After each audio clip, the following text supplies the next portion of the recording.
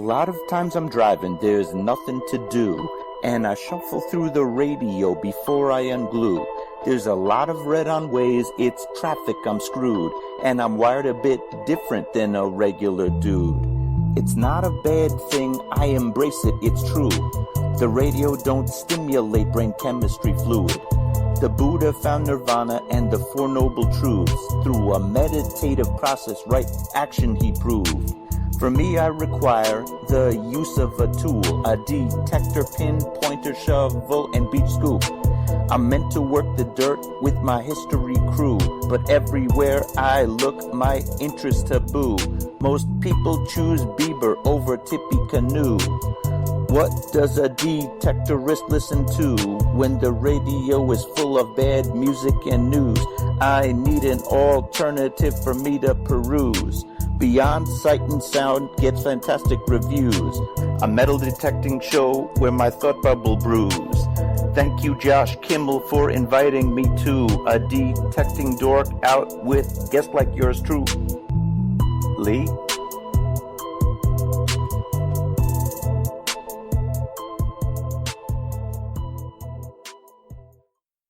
Are you looking for a high-quality beach and sand scoop? Are you trying to take your hunting to the extreme? How about an American-based company that stands behind their product and everything they sell? Then check out our friends over at XTREME Scoops. John has been making scoops for some time now and makes a quality beach and sand scoop to take your hunting to the next level. XTREME Scoops recently released their new sand shredder that works great in the water and on the beach. And if you're a new Equinox user, you may want to check out his Surfmaster X3 that can trap those small targets you new Equinox users are finding out there. XTREME Scoop's company approach is let's do it right. So do it right, buy it once, and go to the extreme. XTREMEScoops.com. That's XTREME scoops.com. Caution. Please do not operate motor vehicles or power equipment while under the influence of this show. Listening to this show could cause side effects such as bouts of laughter, violent binges of cabin fever, and even dreams of silver and gold. Please be advised. Now that the fine print is out of the way, on with the show. All right, the fine print's out of the way. It's time to roll with the show. We're back and we're live once again. You are listening to Beyond Sight and Sound, metal detecting and treasure hunting radio for all the really cool digging people out there. And as I look into the chat, I see the Bills are in, Dylan, Scotty, Tam, Paul. Looks like they're dropping in. Good to see everyone. Let's see here. Seen a few other... Good grief, the chat's already flying. I can't keep up. Let's see here. Yeah. Well, all right, so... Obviously, first and foremost, links in the description. Our friends over at Shooters and Prospectors, DETECTEES.com, Ken, Mark, Darth, Buddy, and the gang doing a great job. XTREME Scoops, TheRingFinders, Ohio Metal Detecting on YouTube, Crazy Spider Adventures on YouTube, Detected Outdoors on YouTube, Metal Detecting NYC on YouTube, Adventures with Purpose on YouTube. That link is in there too. We mentioned that Wednesday. We had a link in there Wednesday as well. All Metal Militia Facebook group, I&I Facebook group, and let's see, the mini Horde giveaway. I gotta correct myself. I mentioned Sunday that the last day to get your child entered is Saturday, and that is incorrect. The last day to get your child entered is Tuesday. Tuesday, June 30th, 8 p.m. Eastern, we close entries for that. So we do have that correction to make. Also, tonight at some point, hopefully everyone was listening last episode and the episode before, because we do have to announce a winner of a Garrett AT pen pointer. and you do have to be listening live in the chat for that. We do also have the metal detecting trading cards coming out from Ringy and KG to our second place winner. And that is one of those deals. If they're not in the chat, well, it'll go to the next person on the list. So hang in there, folks, whether I announce it live on air or after the show, whichever. It'll probably be live on air at some point. We'll give it a few minutes, so we'll get into the show and announce it at some point in there. And I see there's the man with the plan, the dealer of choice in the house. Chuck's on deck. All right. So obviously, let's see if I can go back here, find my screen that I was looking for, that I've somehow lost since we went live. Okay, there it is. All right. So you guys and gals, you've heard us mention it. You saw us drop a link. Would have been late Sunday night after the show, and then we dropped it this morning. The post has been received well. For those who hadn't heard, Adventures with Purpose. In 2019, Jared and his friends went through in their adventures and recovered 27 vehicles, 6 guns, 1 tractor, 3 boats, 43 scooters, 38 bikes, 14,000 pounds of garbage, and 2 bodies from our waterways and ecosystems. That is a laundry list of recoveries and a busy, busy year for a number of people, apparently. I mean, this was not a one-person kind of show. This was a lot of different people pitching in, helping out, things of that nature. So, now that you've got the lowdown on that, hopefully you did check out his channel. If not, I highly encourage you to go over and check out his channel. Very informative, very entertaining, always willing to take people along on the adventures, so to speak. So, I've ran on long enough about it. Let's get him in here too and see how he's doing. Make sure I've got everything opened up here. Yes, I do. Okay, so tonight our guest is actually none other than Jared from Adventures with Purpose on YouTube. How is it going tonight, Jared? Thank you for taking the time to sit down with us. Absolutely. Happy to be here for you. A little scruffy voice tonight. My wife thinks I have a tinge of COVID. I don't think so. I think I just talk too much. I think is the real reason behind it. So anyway, happy to be here. And let's kick this off for you and help you out any way we can. What do you want to know?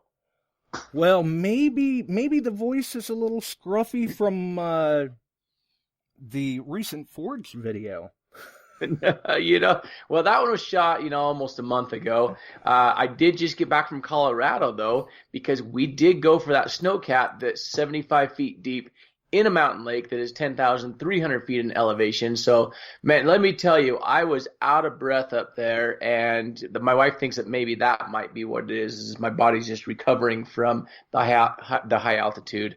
That could be acclimating back to normal ground, so to speak. Yep. Well, hopefully the listeners and the followers of your YouTube channel can look forward to seeing that video, because I'm sure there was some footage taken. Absolutely. That one will be out next Friday.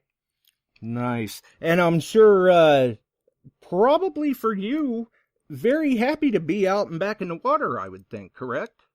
The Tim Robinson was our actual back in the water first episode after this whole, shelter in place, quarantine, whatever it is that we want to call it, this little pandemic.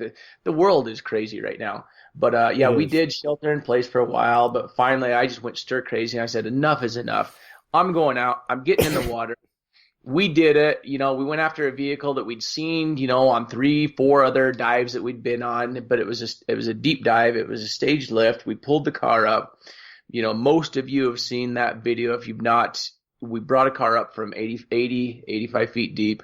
Inside of it, as I was deciding, and I never do live stream. Like my thing is, I edit the video and I give you a pretty product in the end. But I'm like, you know what?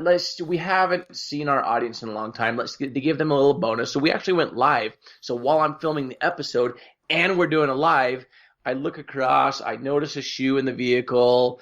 I see what I think is styrofoam, and it was the Hanes waistband that gave it away. We shut the live stream down immediately. Unfortunately, there was a body in the vehicle. We ended up calling the cops. We got the coroner down there, the medical examiner down there right away. And, we were able to solve a 12-year-old missing persons case on that one. I do remember that. And not to be confused with, it was a 12-year-old person. It was a 12-year-old missing persons case. Right. This case had been cold for 12 years. That is correct, yeah. Yes, that is unfortunate. And I do remember seeing that video, and I got to say, kudos to you and your team for the fast reaction time, because I did see the clip at the beginning where immediately you're moving away from the car. Whoa, stop the cameras, call the cops, shut it down. And it doesn't matter what you do in what order. Yeah, you have keyboard warriors who will think that you did not do things properly. But hey, one of the things I wanted to touch base on right away, as you were doing the whole introductions and, making the mention, Adventures with Purpose. The biggest thing I want to point out with this is, this is a team effort. The amount of people that come out in support of what it is that we're doing, that it started, almost 2 years ago with me just getting in the water and picking up some garbage here and there, because I saw some other YouTubers that were like, they were doing good, with their views and everything. I'm like, oh, well, I can do that. But the moment that you start including other people and a movement, and that's when things really took off on YouTube for us. And that's when, especially when we started finding the cars and including more people and having an open door policy, like, hey, if you're in the area, come hang out with us. You are going to be on YouTube. You are going to be recorded. You are going to hold a camera. If you're cool with that, come have a good time. Right. We can put you to work. We can definitely utilize you, whether you've got a winch or a tow truck or a suit, or you just want to stand there and hold a camera. 100%. And that is one of the intriguing things that I must say about your videos.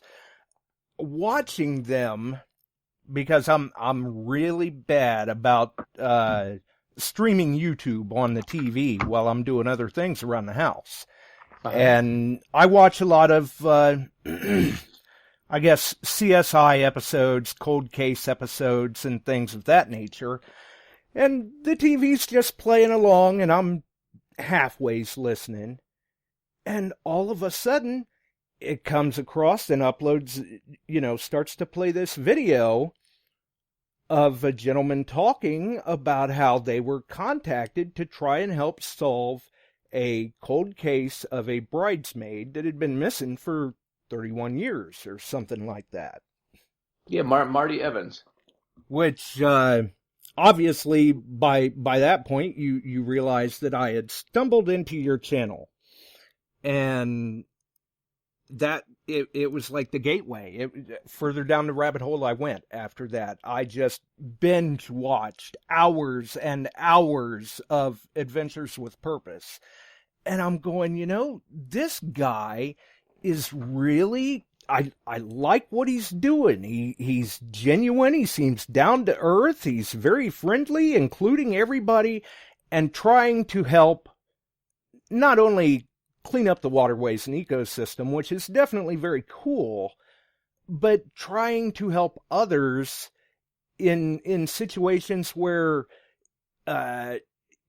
certain agencies may have some red tape that they have to go through, or budgetary reasons that they're not able to do certain things, where you and your friends have been able to come in and try to help out and do what you can.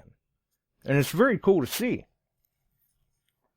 Yeah, and a lot of people, not a lot of people, you get those keyboard warriors who are like, well, you're just doing this for YouTube views. 100% I'm doing this for YouTube views. Well, you're doing it for the monetization money. 100% we're doing it for the monetization money. Well, you're getting sponsorships. Then 100% we're doing it for that. And the reason for it, guess what? We're reinvesting those dollars so that way we can go help these families. If it wasn't for Exactly. YouTube and it wasn't for Facebook, we never would have made our way to Missouri to go pull Nathan out of the water where another agency refused to do it. They just couldn't because of the red tape. We have no red tape. And, Right. and same thing with helping look for Marty or any of this other stuff that we're doing. I mean, if it wasn't for YouTube and Facebook, 100% we would not be out there doing it because we would not have the funds to do so. We wouldn't have the backing to do so. And as well as the people that come out to participate and help out, they love seeing themselves on TV as well and sharing that with, their families. And as well as what's neat about this is it's not just about cleaning up the environment. It's not just about the resolution, and the closure for families, but it's those that are actually out there helping their parents that they've been trying to get to acknowledge them for years as adult children, still. They never got that recognition from their parents. And now that they're a part of this and they're seeing cold cases being, solved, those parents are now saying, wow, I'm proud of you. You're doing something amazing. You're involved with it. I couldn't be more proud of you. And, and I just got like another, and I've got, like another email that just came across today. And I'll read it word for word on this one because, it's just so touching. But this is not a one-off. Like, we get these types of emails all the time. And it says, I just want to thank you. My wife left me and our children over a year ago. My son began watching your channel and asked me if that's what I do when I dive. I am more public safety and recreation. Anyway, it sparked his interest in diving and brought us closer. So thank you again. Right. See, and when you get messages like that, that's got to bring you a sense of accomplishment and a good feeling as well to know that what you're doing isn't, not only are you helping people, but you're also inspiring people to kind of follow in the footsteps and get out there and get involved. Well, it's that as well as restoring faith in humanity. I mean, look at the world that we currently live in. I mean, how many people have just given up? Yeah. And there's another gentleman that, about 2 months ago, his wife reached out to me and said, he saw your Nathan video and it brought him to tears. And I've never seen him this touched by anything ever before. Can you give him a call? So I gave him a call and, he told me that he wasn't living with his wife and his daughter at the time. And I said, what the frick is wrong with you? I said, we are first and foremost husbands and fathers. We made that decision. And, so I had a nice long conversation. I've taken a few phone calls from him since, but it wasn't more than 2 or 3 weeks later. He said, Jared, because of my phone call and my conversation with you, I moved back to Arizona with my wife and my daughter, and things are the best they've ever been. It's just that giving them that, that nudge to, that there is good in the world, and that just because you feel like you're completely down in life and that nobody else is doing any good, we're all in charge. We all have that ability to make a change. But first and foremost starts at home. You got to get your home right and get it in order before you can help anybody else. That's true. Very, very good points. Definitely. So, how did, for Jared, how did he get started in this? Did you all of a sudden, I'm sure you didn't just wake up one day and go, hey, I know what sounds like fun. Let's strap an air tank to our back and go in the water and recover sunglasses and have a good time. And, what the heck? Let's up the ante and let's try to recover a tractor or a boat or something like that. So you want how did a middle-aged, going into midlife crisis, balding, mid-40s guy decide to get into YouTube? Is that the story you want to hear? Well, as long as it's not mine. I just come out of a bad business deal and, just kind of a rock bottom. Like, what the frick am I going to do? I built up another company. I've actually had 3 multi-million-dollar companies, been bankrupt twice. And, but I was just early 40s, I'm depressed and lost. And so I packed up the motorhome and I told my wife, I don't know where I'm going. I don't know what I'm going to do. And I don't know when I'm coming home. And, she actually asked me the question, are we getting divorced? I said, why? No, we're not getting divorced. I'm just going on a road trip and I don't know when I'm coming back, but I will be back. So during this time, I ended up making my way down to California and met up with another buddy of mine. We've been friends for about 9 years. And he'd been doing YouTube for about 2 years at this point. And he told me what he was making. I said, you got to be kidding me. I said, you're just out there having a good time, making videos, and they're paying you for that crap? And Right. that's kind of how I got into YouTube. Was I started producing one of his shows, and we took him from under 1 million subscribers to he's over 8 million now. And during this time, Wow. also, he goes, you need to figure out what it is you're going to do. You're great behind the camera, you're great producing, but you need to get in front of the camera. So I had been a powered paraglider guy, for years, and so I saw another powered paragliding channel that was doing well. I'm like, well, frick, I can do better than him and make better content. I'm like, this is going to be easy. So I strapped my motor on, and I went flying, and I dropped a few things, and tried to mimic a few other channels and combine them, and frick, it was. You can only tell so many stories with a 2-stroke motor attached to your back before even you're bored with the story. Okay. Good point. And so I had some dive gear that had been sitting on my shelf for 10 years. I had not touched it, and I saw some of these other YouTube divers, and I'm like, well, frig, I can get in the water and I can go find cell phones and I can tell a good story. And so I did. So I got in the water and started doing that. And Nice.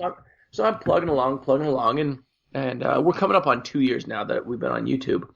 But this time last year, we were actually under 10,000 subscribers after our first year that we were coming up on, plugging away, cleaning up garbage, And it wasn't until we ran into our first car that the game changed. We, including the tow truck drivers, including more divers, including, lift bags, the story, the mystery of, is there going to be something in the car? What, who does it belong to?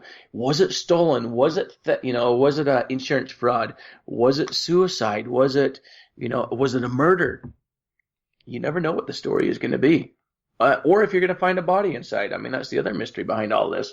And, and we, in the beginning, we did a lot of joking around, like, oh, there's a body in the trunk, and we opened a lot of trunks, and people would get mad that we were busting into trunks and like, oh, you ruined the car. You could restore the car. No, you can't. These cars have been underwater for, 10, 15, 20, 30 years. You're not going to restore them. No, not at all. The damage has been done. Yeah. So anyway, so that's kind of my break into YouTube, and the turning point, like I said, was when we started finding these cars and learning how to tell a better story. Because, at the end of the day, I'm not a diver, I'm not a YouTuber, I'm first and foremost a storyteller who is in the business of sales and marketing. My first goal is I have to hook you. What's the title? What's the thumbnail? I mean, this is a business. Title, thumbnail, search engine optimization to get you to actually click on it. What is my click-through rate? Once you click on it, can I sell you in the first 3 minutes? I have 3 seconds to hook you. I have 30 seconds to pitch you on the idea of sticking around to the 3-minute mark. If I can get you to stay till the 3-minute mark, you're there, whether it's 45 minutes or, 15 minutes. Nice. So it's safe to say that you're a big you're a big numbers guy. You're big on analytics and watching and seeing what the viewer duration is or their attention span, so to speak. 100%, and accepting critique as well. If one or two, just want to moan and groan about what you're doing, that's fine. But if you end up with a whole bunch, start looking in the mirror and be like, all right, they don't like that type of personality. Let's bring more of the humble into it rather than your crazy side. Right. Yeah. I mean, and I'm sure you know this already too, being into social media and YouTube, you're not going to keep them all happy all the time. It doesn't matter what you do. Yeah, 100% correct. But at the end of the day though, if you take a look at our likes to dislikes ratio, I mean, I feel like we're just crushing it. We're, 97, 98%, likes versus dislikes. Yeah, you're not going to please everybody. One of the things that we learned also is, the music. Not everybody likes the same music, and not everybody likes your what do I call it? More of a Pee Wee Herman personality, happy-go-lucky type of a personality. So if you go back and watch my earlier videos, I had a lot more of that back then, whereas now it's like, all right, we're more serious. We're on a mission, but we still like to have a good time and joke around and laugh about what it is we're doing. Well, and you do certainly convey that in your videos. That's definitely for sure. And apparently it's working. I believe before we went live, your channel has reached over 374,000 subscribers. That's quite a bit. Yeah, so that's yes, we packed on over 365,000 subscribers in the last less than a year. Yeah, and about 80,000 subscribers in the last 30 days. Oh, you just froze. Where are you at? Uh-oh. Let's see here. That's strange because I've got you. You're back. And now you're gone. Okay, so you still got me? Hello. I lost you again. We're still here. Okay, yes, you're still there, but that's interesting. We're having some... All right, you're back again. Okay. Not sure what's happening there with the internet because I'm hardwired and I run a bonded line. Yeah. Yeah, we're good over here. Okay. But yeah, like I was saying, in the last 30 days, I believe you've picked up 80,000 subscribers. Yeah, we have 78,000, I think, was the last count that I saw. Yeah, that sounds right. That's what I saw last night when I was doing my research. Very, very good. That's very commendable, definitely. So what got you involved then into, I guess you recovered the first car and things kind of took off for you, and you must have decided to, hey, let's stick with this. Let's try to cultivate this into something larger, and then all of a sudden now you're getting calls from people to help them recover items as well. Yeah, we've got Snowcat in Colorado. We've got a helicopter in Kentucky. We've got a seaplane up in Washington. I mean, it's now the stories that are coming across. Like, I get several emails a week, and some of the crazy ones is not just the vehicles and what we get to choose from. But let me give you two good examples that came across just this past week. One is I got a crazy phone call. It said, you know what, I have to tell you about, and I won't say the motorcycle gang because I don't want them targeting me, but he said, my uncle disappeared 30 years ago, and he came back into my life, and and I was young when he disappeared, and so when he came back, I'm like, what happened to you? So he told him the story about this motorcycle gang, that in order to get initiated in, they had to go steal Harley Davidsons, and Harleys only. They couldn't steal just a motorcycle. It had to be a Harley. And in the process, this gang has been, and I've talked to other people in the area, and they're like, yeah, 100%. My Harley was stolen 30 years ago, and all these stories that that have been coming out. Anyway, so the story goes that there's over 300 Harleys 90 feet deep in the river in a location where I've dove near before. So we're going to go put some sonar on it, because even if the engine blocks are worth $1,000 each right now, the rest of the bike is scrap, and there's 300 of them down there. We have a $300,000 pile of engine blocks just sitting there. Can you imagine finding 300 Harleys underwater right now? Wow. So we have that story, but then I have an incredible, crazy story, and I won't say the guy did it. I think that maybe he did. He swears he didn't. My wife thinks that he did not. So the story goes like this. I get a phone call one night, and it starts off with, hello, is this Jared? I'm like, yeah. He goes, Adventures with Purpose? I said, yeah. Yeah. He goes, man, it took me like 3 or 4 websites to find you, but I'm really glad that I found you. I said, okay, good. And he goes, am I being recorded? I said, no, but anytime the conversation starts off like that, I know it's going to be a good story. Right, flags start to go up. He goes, okay, but you promise I'm not being recorded? I said, no. I said, you're on speaker with my wife and my daughter, but that's as far as it goes. He goes, all right. He goes, I'm in my 70s now. He goes, and this has been weighing on me for years. He goes, I was in prison. He goes, and this is what I heard from my cellmate. I'm like, so, it's a jailhouse rumor. You know how cellmates like to talk to one another. Right. But the story I'm about to tell you in such great detail leads me to believe, like, come on now. Are you sure it wasn't you that did it? So he tells me about this town in Missouri.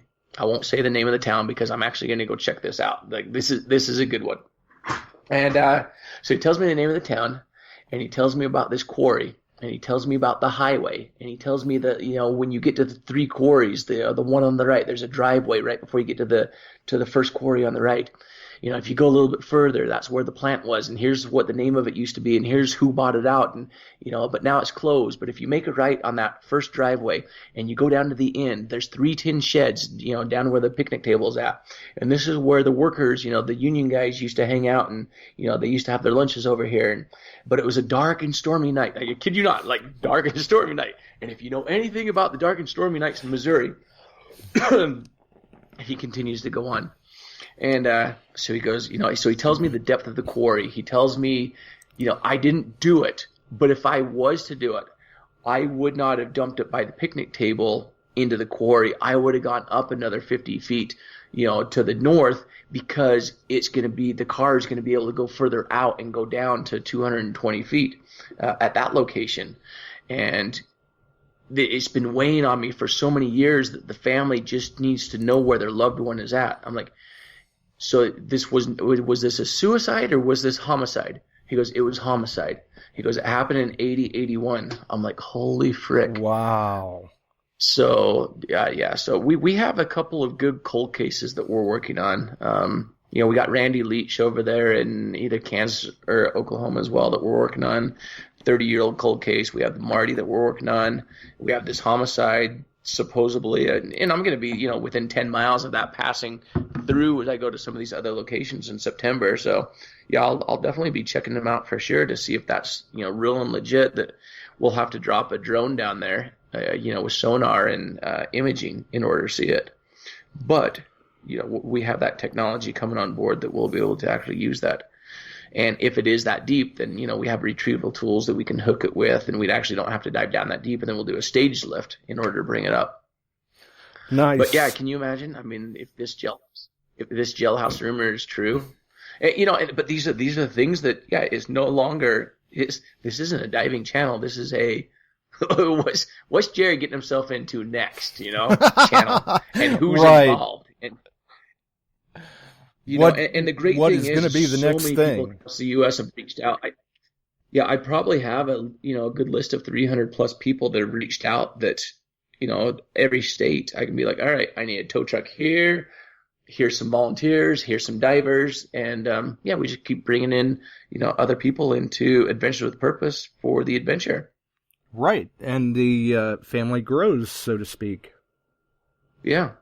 Now, when you go into or when you get these calls, like the gentleman that, dark stormy night in Missouri, I'm sure that you probably don't just go running right out. You guys probably do what you can to see that there's provenance there. Oh, 100%. Yeah. Yeah, I don't go on wild goose chases too often. Same thing with the with the bikes. But the good news is I know the location is, it's actually up in Portland, and we have sonar that we can put on there. And hey, if I see a heaping mound, we're going down on it for sure.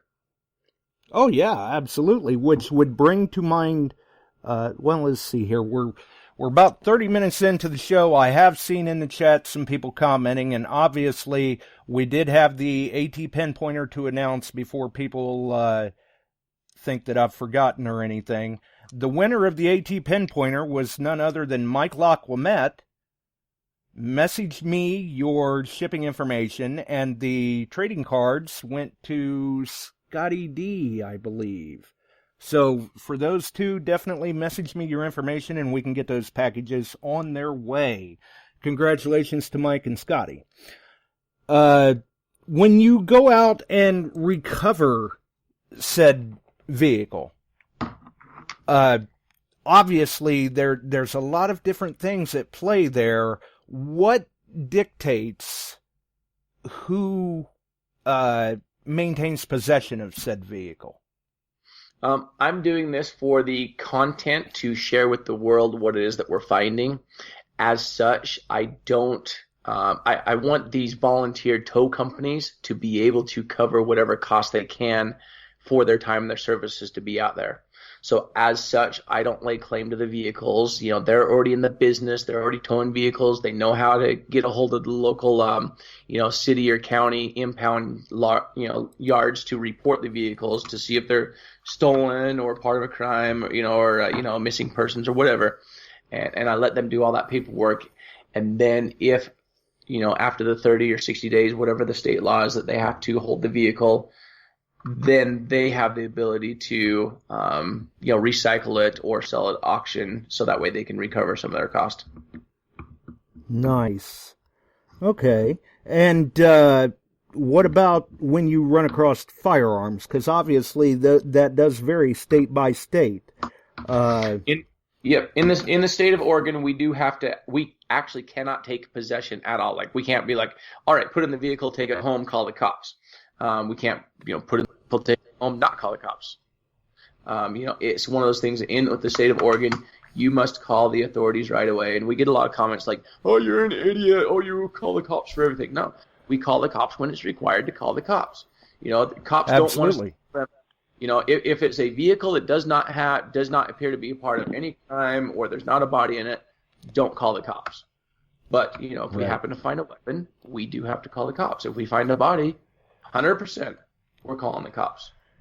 Absolutely. I mean, here in Ohio, I would hate to be the guy that, I'm out detecting in the water or magnet fishing or whatever and recover a firearm and say, oh, that's cool, and put it in a display case. And then the cops come in and come to find out it was used in a crime or something. And now you're trying to explain how it came to be on your wall, and they're saying, oh, yeah, that's a likely excuse. So, right. Yeah, definitely got to contact law enforcement. We've got a caller on with us, too. Go ahead, Chuck. Hey, good show, Jared. Very, very good show. Thank you, sir. And, Thank you for watching and your support. Well, I was not familiar with your YouTube until now. Literally signed up, so I have to take a look at it. And I have been involved in recovering many different things myself, but on a different basis than you. So, and bodies. And it's always a dicey, when you get the bodies, it's dicey. Yeah, bittersweet. But usually I have family members standing there when we're doing it. Yeah, Right. and as you know, I mean, there's some family members that are really happy about the resolution you just brought them, and others that don't want to admit as to what really happened. Well,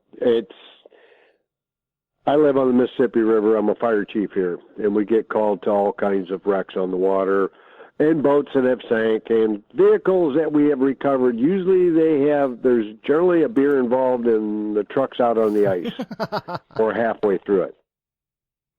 And so we try to either catch them or recover them. So I'm guessing you have quite a few that your department is not being able to get down on, that you have some locations for me when I make my way over there in September, October. There are a couple. But the one I want to really look for, I'm not going to bring up, but you and I will talk independently. I can definitely get you in contact with him. Yeah. Does it happen to be the... Are you a dark water diver? Yeah, I have been in dark waters on a couple of occasions now, yes. Yeah, zero visibility. Okay. This is the Mississippi River. This water does not clear up. Yeah. So, Yeah, definitely check out the Nathan video that we did. That one was... I'll do that. And this has nothing to do with cars. This has a lot to do with... back in the good old days when they threw stuff in the river to get rid of it. Yeah, I think I know what you're talking about now. Yeah, I've got a very good idea. Yeah, definitely get in touch with me. Speaking of the Mississippi, there's also a rumor that there's a 12-year-old girl in the trunk of a car out there by St. Louis that we want to get in on as well to try to find. I've heard of that story. Yeah. So if you have any additional information on that one, I'd love to hear more on that one. I don't have information on it that would be fresh for you. I've just heard that. Right. But what kind of side scan are you guys using? I've got the Helix, not the Helix. I've got the Solix 12 side scan Mega. Okay, I'm accustomed with J.W. Fisher's. Yeah, and then I just picked up. I've got the Mega 360 coming my way as well, and then I'm sure you've heard of this one if you've heard of JW. But we're also going to be working with Video Ray with their underwater ROV and their sonar equipment with the manipulator. Oh, that'd be nice. I have heard of that. Yep. So yeah, I just need to make my way to Pennsylvania to go pick that up and do a 3-day training with them. Very, very good equipment. Yeah. Very, very good equipment. Well, I'll let you continue on your stories here. I was just calling in to congratulate Mike Laclement and on the wins and that kind of stuff. So, and Josh, I told Mike to send me his I did see information, and I'll just get that out to him. Okay. I'm sure he'll be very happy for that. And once again, that AT pen pointer is courtesy of S&W Shooters and Prospectors. Thank you very much. You're welcome. So I want to listen to Jared some more. I'm going to back out of here and not take any more of his time. Yeah, thank you, Chuck. Yeah, definitely reach out to me. I'd love to chat with you more about some of the stuff you've got. I will do that. There's a couple in my area that may interest you. Beautiful. We'll talk to you later. All right, sounds good. Thanks, Chuck. Thanks, Chuck. Bye-bye. And you bet, Josh. Since Mike is sending his information to Chuck, Scotty, you still need to send me your information. I did hear a message come in, so maybe that is you. Yeah. All right. Well, it sounds like some exciting things in store maybe in the future for you. There's a lot of it. It sounds like Chuck has a few new ones for me as well to add to the map, for sure. Yeah. So yes, in late September, early October, we're going to be on the road for a month as well, traveling across the U.S., checking out some of these cold cases and pulling some more cars out and meeting more people along the way. Wow. That's phenomenal what you're doing. And, I mean, you guys are even doing this on large scale. I mean, people hear you recovering scooters and guns and cars, but tractors, snowcats, boats, there had been a video of you recovering, I believe it was a research boat. The Sea Lion hazing boat. Yeah, that's it. And that was very interesting. That one went missing for 2.5 years. And I had another dive buddy that ended up locating it. I mean, he's really good at just spending a lot of time on the river. And the boat was actually upriver a little bit from where it was last seen that it sunk, and that's why it was never found when other searchers went out to try to find it. So one of the there was 4 people on board. It ended up going down some big waves, some heavy winds. The boat, after seeing the boat, I can see exactly why it went down. It's a terrible boat. So whoever bought it, I'm sorry, but I hope you put some foam or something in there. Anyway, one of the gentlemen ended up later, passing away in the hospital. I don't know if it was a head injury or what exactly happened, but so the boat ended up where it was in the river. The sand actually ended up covering it, and there was only like a 4x4 section of it that was visible that Archer was able to pick up on sonar, and it took us 6 days to dredge it out and uncover it and get it raised. Yeah, like some of your other projects, I think the Forge video you said, all of my projects I think I can get done in like 3 hours, and that's not the case.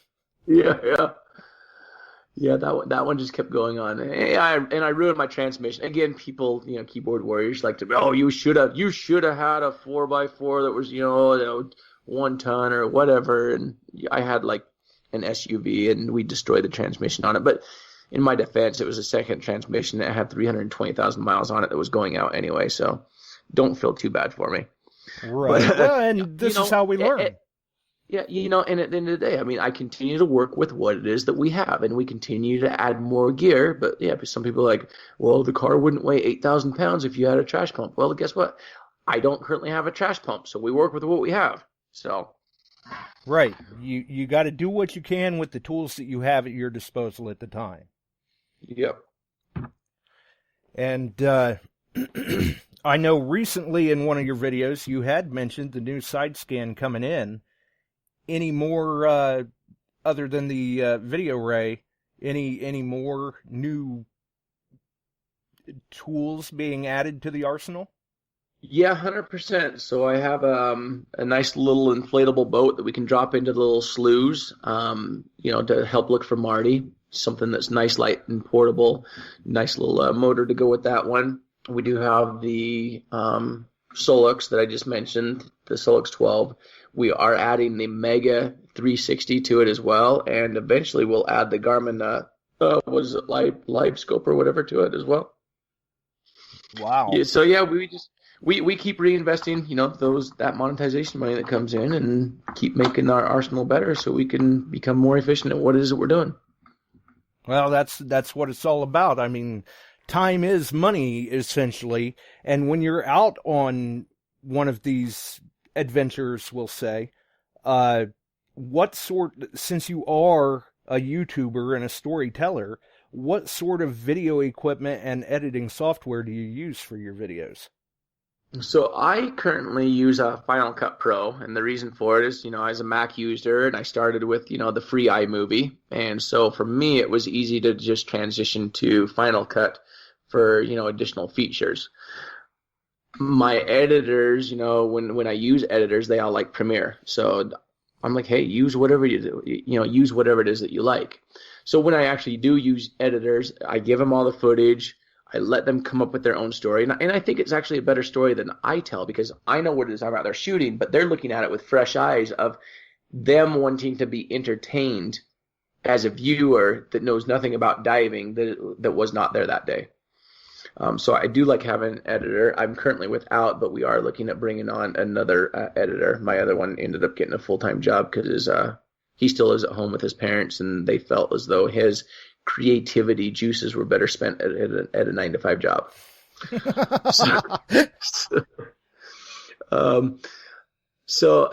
Where was I going? What was the actual question? What was I answering for you? The video equipment as well. Oh, the video equipment, yeah. So I come from the video world for years before drones were even a thing, when we actually had to make them, and we called them multicopters. Some people called them helicopters. They had 4 blades and they spun. You now call them drones. Anyway, I got into the and even years before this. Let's back up all the way to when GoPro first came out. When GoPro first came out, I'm doing powered paragliding, and I have another YouTube channel. It's youtube.com/Leisek, and you'll see a lot of my old stuff over there. To where I got into video because I wanted to share the world and the experiences with other people that would never have that opportunity otherwise. Nice. Bottom line, that's why I started shooting video. And so for me, it was always an art. It's also, during the times of Devin Supertramp with the everything is 90 seconds, cut it to music, tell your story, entertain. If you can keep them for 45 seconds, you've done a good job. And so when I came into this, and my other YouTube friend said, hey, you have to tell a story that lasts longer than 10 minutes. I'm like, holy frick, I could barely keep him for 45 seconds before. You want me to keep him for 10 minutes now?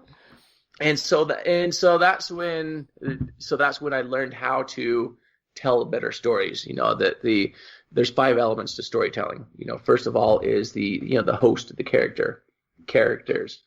You have the location, you have the plot, you have your chaos and drama. I don't like a lot of chaos and drama, but comedic relief, so throw that in there.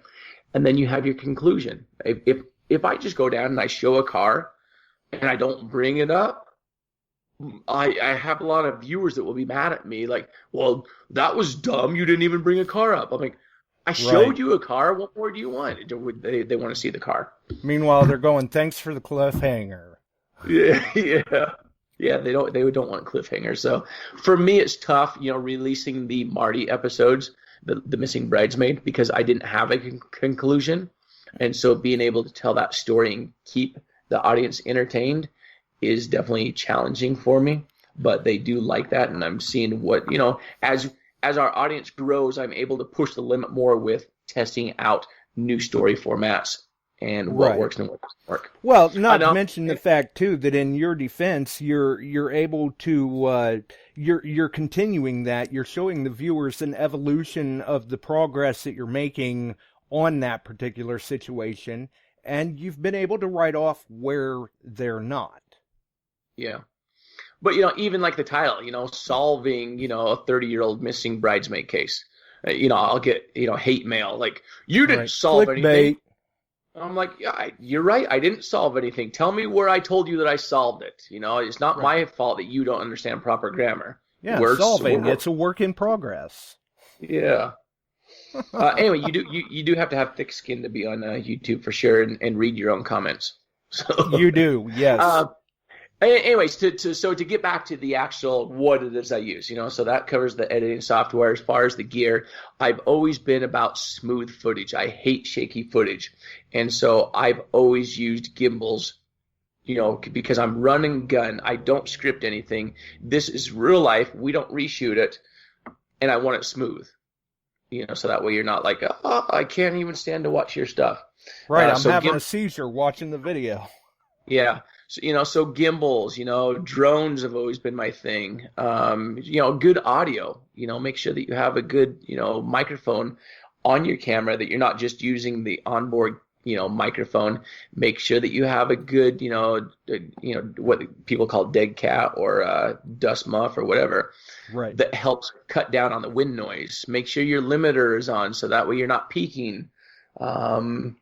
What other angles it's tough for me to add additional angles just because now it adds to the editing time. I've tried 360 cameras, but when I did, it would add 4 hours of additional editing time. So you just kind of get used to, all right, here's what I need to do. I shoot my intro after I actually know that I have a conclusion. And you see that, like, hey, if you want to see us get this car out of the river today, stay tuned. And that's my hook. That's that 3 to 5 seconds letting you know exactly what it is that we're doing, and that you are going to 100% be guaranteed that that title and the description matches what this video is about.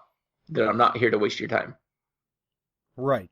And I have seen that in your videos, like with the Forge video, right there, the first 20, 30 seconds or whatever, if you tuned in to see this, then you came to the right place. Yeah. And using the word you also, I'm talking to you. This video is for you. I'm happy that you're here today. Good point. Yeah, I can see where that goes a long way, because it makes the viewers feel like they are included. They're right there. You've done this for them. Yeah. And I have. At the end of the day, I'm doing this for you guys. I'm here to entertain you guys. I'm an entertainer. I'm a storyteller. And along the way, we're doing good things for people as well. Absolutely, I would have to agree. How much on an average day, like a day in the life of Jared, when he goes out to recover a said target, how much filming actually goes on, and then how much of that hits the cutting room floor? Because I know from a YouTube perspective, the amount of time you can put into film and editing and all of that, uploading, and then the viewer comes in and they see a 15-minute clip or whatever and they're done, and they don't realize the hours that you can have wrapped up in that 15-minute clip. Oh, 100%. A normal car recovery, if it's just, within 30 feet of the surface, we can do a car recovery in 3 hours. If we're just in, out, we bang it out. With that, I've been taking a lot more time because we've been having a lot more people come along, new people. I like to give them hands-on training and explain things a little bit more. So 4 to 5 hours now is kind of where we're at. There have been days where I've banged out two videos, 2 cars in a single day, just to get additional content. I've kind of backed off and just said, all right, let's do a car. Let's not rush it. Let's just have a good time while we're out here doing this. Now with the filming process, if I grab the camera and everything's selfie style, I mean, I can, shoot an hour raw footage that I'll cut down to 20 minutes. But because there's so many people that don't really understand what is it they're shooting, I said, it's on the gimbal. Make sure that you don't make sure that my head is not filling just the bottom half of the screen. Make sure that it's filling the top half of the screen. If you're pointing in the right direction, the rest of it's in post. It's editing magic. I can work with it from there. And as a result, they will overfilm content for me. So instead of having an hour of footage, I'm going to have 2.5, 3 hours of footage. Wow. So it's safe to say that some people, you have to explain to them the concept of in frame. Everybody gets that explanation. Everybody gets instruction on how to use the gimbal, and everybody is expected. Hey, if the gimbal is it's handed off to you, make sure it's pointing in the right direction. And there's been times too where I've been flying a drone and something goes wrong where I have to jump in the water and go swimming real quick. And the drone is just so easy to fly now. DJI has done a really good job that, here, take this. So and they're like, I don't know how to fly it. I'm like, you're going to figure it out right now. And I leave them with it. Whereas in the past, my drone equipment in the past when I would shoot for these reality TV shows is how I evolved from the power paragliding into the video world. Was I actually traveled around for 3 or 4 years with reality TV, shooting drone only footage. And those units, are $8,000 to $12,000 units that I would fly with. And a lot of times I would just be scared of the locations I would put them in. But now DJI has made it so simple. Pick yourself up just the little DJI Mini for $399. I treat it as a tool. I'm rough with my tools. If they get damaged, it's part of the show and cost of doing business. And, I crashed a drone up in Colorado last week, and, I didn't cry that I lost $399, but I would have if it would have been the $8,000 to $12,000 drone. Right. Yeah. I imagine it kind of comes with the territory where you're like, we toasted another drone, and that's all right. Grab the next one. Yeah. You can't be afraid to use your equipment. If it's raining, it's drizzling, it's raining, we can't film. No, you've seen us film in the rain and the snow, and it doesn't matter. We're out there to make a video. We're out there to tell a story. We're out there to have a good time. Right, absolutely. And sometimes that does come at the cost of equipment, but like you said, in the end of it all, they're tools. They're meant to be used. Sometimes, sooner or later, they're going to give out. They're going to break. You're going to crash them, whatever the case may be. It does happen. And you see me. I mean, I don't get worked up over anything that really happens. I think there's only been one time you may have seen me snap online, but that was over that Gary thing. But other than that, I mean, what you see is what you get with me. I mean, just very laid back. We're all there to have a good time. Things are going to go haywire. There's no reason on our team. I mean, you've seen other teams where somebody's always yelling and cussing and screaming, and you don't even want to be around them. Not on our team. Everybody just comes together, and it's just a joy every time we go out. I love it, and I'm really appreciative and humbled by the amount of support that we have. You do have a lot of support, and it does seem like everyone has a great time when they're out there. You guys are just out having fun, documenting what you're doing, basically. And you did happen to mention Gary. I do have the links for the GoFundMe in the description and in the chat for him, as well as Kelly, I believe her name was. Would you like to take a moment to explain to the listeners what that situation is? Wow on so many levels on this one. So let me just start off with the thank you for all those that already know about it. I'm going to tell you guys about it that have not heard about it. But Elite Towing has been with us, pretty much since day one of us pulling vehicles out. They volunteered their time and their services, and all tow companies involved that have been involved with us, 100% free of charge to help us clean up the environment. Well, last week, one of their drivers was actually struck in a head-on collision. The driver of the other vehicle ended up passing away, and with that, Gary did survive, but he was pinned in the vehicle. He had to use a fire extinguisher to keep the fire off of him while the first responders got there and were able to free him from the vehicle, and he didn't burn up as the other driver happened to actually did. So anyway, so Gary he's had multiple surgeries, still don't know if he's going to be able to save his leg or not. They're doing everything they can for him, but he's a father, he's a husband, he's a grandfather who may never work again. And I got worked up last week as it was Father's Day when I actually did a live stream. So it was an emotional video. Yeah, and so yeah, I'm a full-grown man. I ended up crying on that one, but I also got pissed off on that one because we had some trolls on there. They're like, "Well, this video is clickbait." It was titled like, "Elite involved in head-on collision, driver dies." We need your help. All 100% true, legit. And they're like, "Oh, this is fake. Oh, you're just doing this for views. You're just going after the YouTube money." 100%. We are not keeping a dime of any of it. We sprung into action and did several things. So first of all, the setup with this is, Doug, one of the managing partners over there at Elite, put together a GoFundMe for Gary.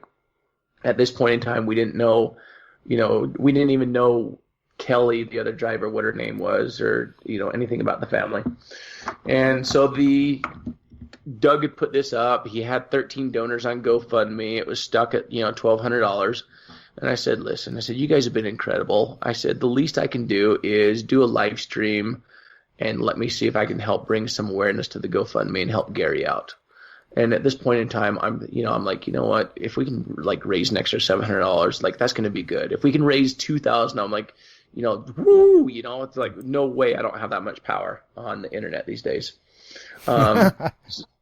So I had some lift bag material, and so we put together, 99 of those that we put on eBay to sell, as well as one of my used lift bags that was completely destroyed. So we did a eBay fundraiser. We sold out of the lift bag material in 8 hours and raised $2,000 there with some other donations. We sold the lift bag for $400. It was complete garbage, but it was a souvenir that we've used on Tim Robinson to recover him. The Snowcat, the Love truck. So that one's actually packaged up, ready to go out tomorrow. So like I said, $2,500 there, plus the GoFundMe went from $1,200, and I think it's over $17,000 now. A week later, that I've just blown away. And then we ended up finding out what Kelly's GoFundMe was as well, and I think we raised almost $2,900 over there. And just the hey, Garrett, Elite was there for Jared and helping him out. It's the least we can do for Gary as well, and just everybody stepped up to the plate. And just there's so many stories that I have from doing Adventures with Purpose, and the people that have been involved, from those that have actually been there on site to the viewers as well that have stepped up with their own pocketbooks to help somebody that they don't even know because they saw us and the other people were involved in it. And it's just, again, it's a humbling experience for me. Gratitude. Wow, I can't believe this. And so, like I said, I was scared to death that we weren't even going to raise $700. If we would have raised $2, it would have been amazing. And we've raised over $22,000 for both families now. And I could not do this without you guys. I am so grateful. Not just those that are members. You can actually be a member and get some of our videos early before the public does. Those links are over on our YouTube channel. But just by viewing the videos, and I'm very straightforward. We get paid from the monetization money. And right. if the ads run, we get half a cent or whatever. But a lot of those, and they all add up. And so we actually have viewers that will comment down below, I'm mad I didn't get any ads on this. I want to watch the ads so you can get more money. Yeah, they're like, you are the only YouTube channel where I let the ads play because I want to help you. I can't give to you financially, but I can watch the ads for you. And it's like I said, I stream it on the TV, so when the ad comes up, I just leave it play. Yeah, how many other YouTube channels are out there that you hear something like that? And if you go read the comments, just the support that we have, like I said, I don't know what my purpose is here in life, but I hope that when I do get to, and there are pearly gates on the other side, I hope that I get in, and I hope that people are going to miss me when I'm gone. Yeah, absolutely. And I thought it was very commendable as well. Not only were you trying to help Gary, because Elite Towing has been there for you guys from day one, but you were also reaching out to anybody that could help, that could provide information for the other driver and whether or not they had a GoFundMe, because you wanted to help in that aspect as well. Very commendable. Very commendable. And even Gary donated his own money towards Kelly's GoFundMe as well. And he never knew her, and he's the one that his life has forever changed because of Kelly and her decisions, her choices that day. Right. So, that speaks volumes for character, not only for you guys, but for him as well. Yeah.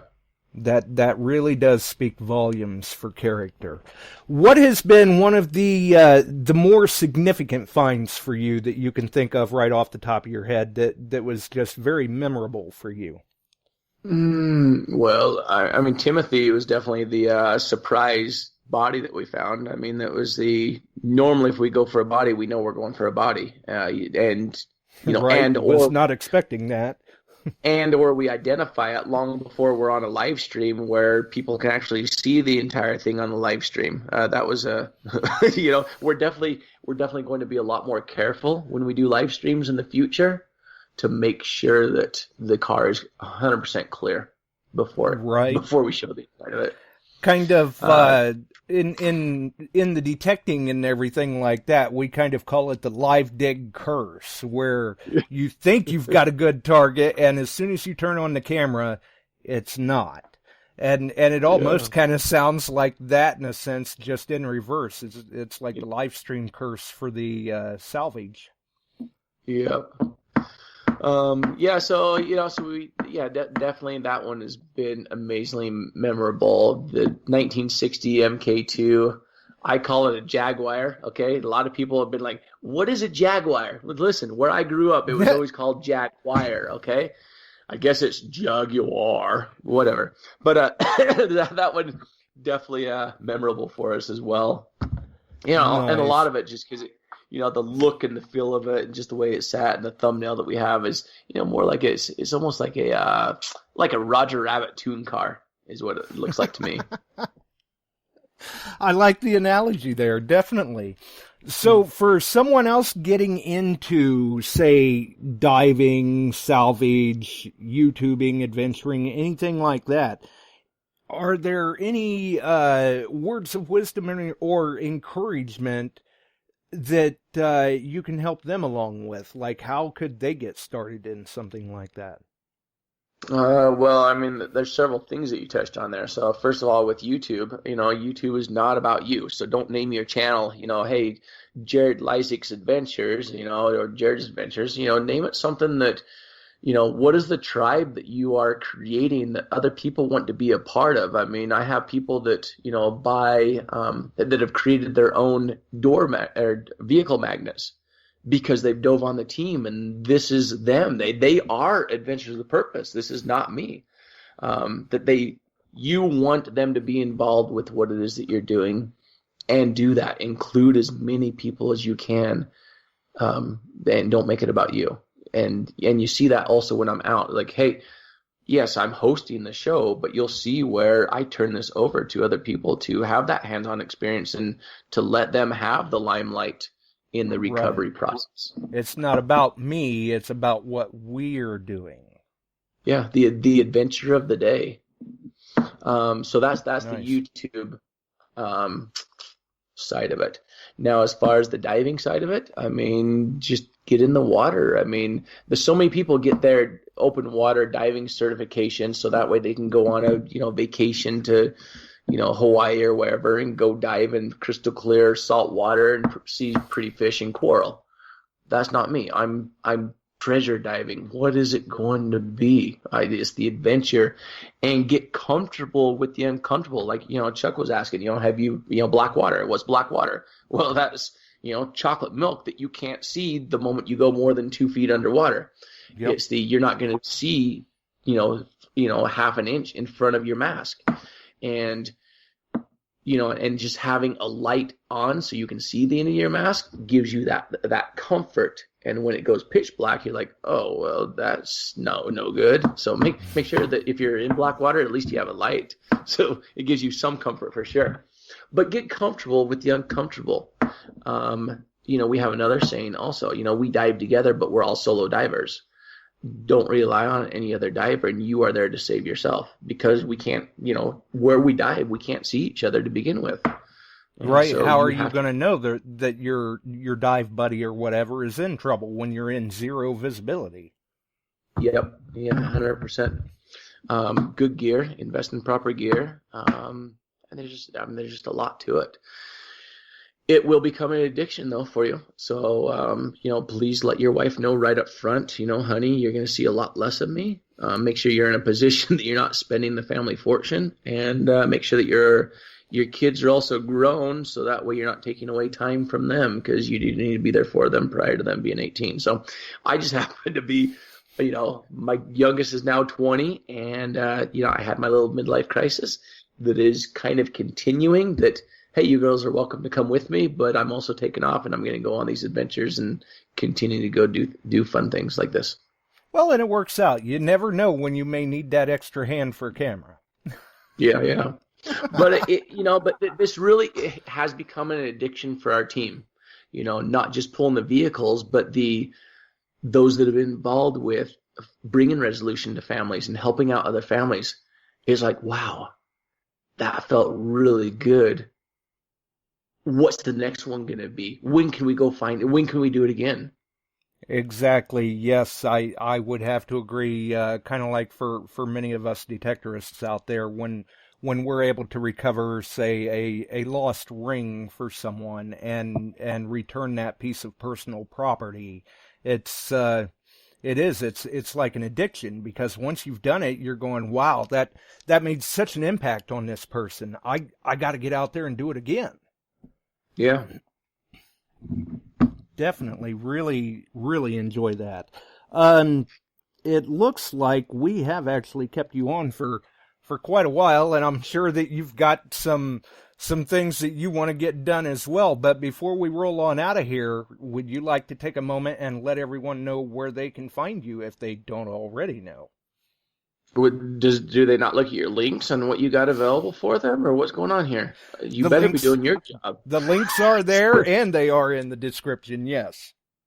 Thank you for being here tonight. Definitely check out, Adventures with Purpose on YouTube. Drop me a comment. Here's a little secret for you. We only usually read the comments like the first 12 hours because they become overwhelming. So we try to respond to those that actually ask direct questions. If you are a member, we appreciate it for sure. We have like a $5 membership fee, $10 to help us with air, $25 to help us with gear. Philanthropists that you guys just don't know what to do with your retirement money, we have a $100 philanthropist membership level there as well. We appreciate all of it. Know that it goes to a good cause for sure. Humbled by the whole thing. But even if you can't, do watch the videos, become addicted. We also get comments that says, this is the only family-friendly show that not only do my kids or grandkids enjoy watching it, but I can watch it with them. And so definitely introduce it to the family as well. I did have to apologize, though. I did cuss on that Gary episode. It's the only time that you guys have ever seen me cuss. I got two mean comments about it. It says, my 3-year-old and my 2-year-old were on, and they can no longer watch your show. And another one that says my kids will never watch your show again because you use bad language. I'm like, listen, use it as a learning experience. Even good people tend to become heated at times in the moment, and things are said, and use that as a learning experience. And I hope to see you guys back. But at the end of the day, when I did launch the channel, I said, you know what, this is going to be 100% family friendly. I want everybody happy and comfortable to be here, that they never have to be like, oh, So even when we do find the bodies, we don't show, anything that should not be shown. Right, out of respect for the family and the viewers as well, of course. Yep. Wow. And I gotta say, in the Gary, the Elite Towing video, for people who watched that, you can clearly tell, obviously, it was an emotional video. You were worked up about it. You were a little, definitely a little upset about the whole situation. It happens on Father's Day, and then you get other people coming into the chat that are being disrespectful. Obviously, you're going to get worked up a little bit, and, maybe you are going to slip, but I think in this particular situation, understandably so. Yeah, I appreciate that. And I have the ability to go in and edit that part out on YouTube, not on Facebook, but on YouTube I do. I have chosen to leave that because it is real, it's authentic, it's who I am. That's what ended up happening that day. Right. Yeah. I mean, it was just, it's an unfortunate situation. And like you said, when you get to social media, you get to YouTube, you do have to be thick-skinned, but that doesn't mean that we don't have a limit somewhere, and sometimes people can catch us on the wrong day and just happen to push that right button. Yep, for sure. It is very unfortunate.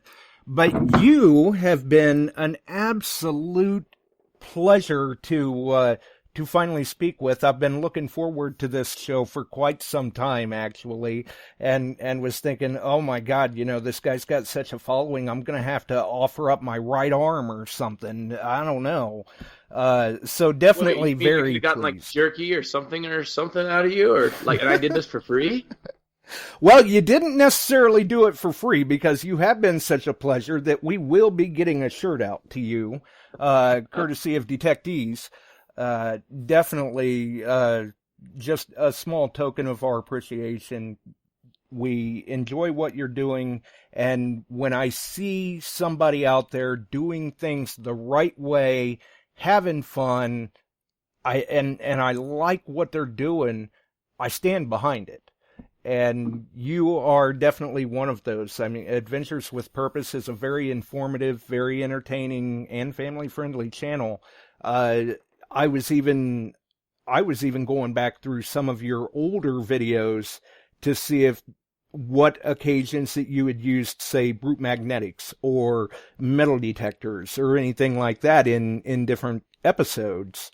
And my wife's sitting there and she's like, "What are you doing?" I said, "Well, I'm doing some more research on this guest."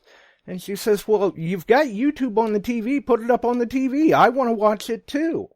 So next thing you know, then there we both are, binge watching episodes of Adventures with Purpose. Beautiful. I appreciate that. Before we go, sometimes guests have questions. I can give you another 5 or 10 minutes if you need. Is there anything particular that anybody wants to know directly? Let's see here. I can try to look back through the chat here and see. I've got to switch over to my other screen here. And we'll remember, at the end of the day, this is not about you or I. This is about the viewers. Without them, we would not be here. Exactly, and I've said that many times before myself. People can do a show, guests can do a show, but what makes the show so fun and great many, many times are the followers and the listeners that you do have, the people that come in on a regular basis, interact in the chat, things of that nature. But from what I'm seeing here, it looks like everyone is saying that they have had a wonderful time. They've enjoyed listening to you and the stories that you've had to share. And the way it sounds, we haven't even scratched the surface, and you've got more adventures to come. I think they would probably like to hear you back again sometime. Oh, beautiful. Don't make it too often, though. I got things to do. But yeah, I'm more than happy to jump back on it again with you. Right, got coins to make. Oh my goodness, I'm kind of dreading that one. I'm quickly learning that I'm not a coin caster for sure. But yeah, we'll make that one. That was part of a quarantine project. That kept us busy with content. I'm definitely happy to be back in the water. Our car recovery videos definitely get a lot more views, but as you saw, I included my girls on that one. It was a learning experience for all of us, and I had a blast hanging out with them. Right, yeah, for those who don't know what we're talking about, if you've ever wondered, will a tire still inflate and hold up and not explode after being underwater for 30 plus years? Check it out. Definitely check it out. Here's the one thing I didn't include the video. Just out of a guesstimate, how long does it take to actually, cut up an entire RX-7? The answer is 6 hours. What? You did that in 6 hours? Yeah. Wow. Well, yeah, another 5 on the engine. That engine took almost as long as the entire car did. Well, and I guess that's another thing for some people out there who are kind of power tool fanatics. They may want to check out those videos anyway. Cutting up the vehicle or even doing the forge build video. That was kind of. I gotta admit, that was kind of entertaining, especially when you're going, why do I keep hurting myself? Yeah, it was probably because I was using a pair of channel locks that were only, 4 inches long instead of 36-inch long crucible tongs like I should have been. Right. But like we said... You use what you have at the moment, though, right? Right, and that's how we learn from our experiences, so to speak. Yeah. And you definitely have quite a few experiences. It has been a pleasure. Hang in there with me and we'll get out of here. For everyone else, if you enjoyed the show, by all means, throw us a comment, leave us a like. You can follow us on Spreaker, iHeart, iTunes, YouTube, Facebook, the other podcast distribute. Well, just Google Beyond Sight and Sound. We're out there everywhere. Until the next one, folks, I think we're back, let's see, July 1st to announce the winner of the Nocta Macro Mini Horde. Until the next one, we'll see you then. Have a wonderful evening.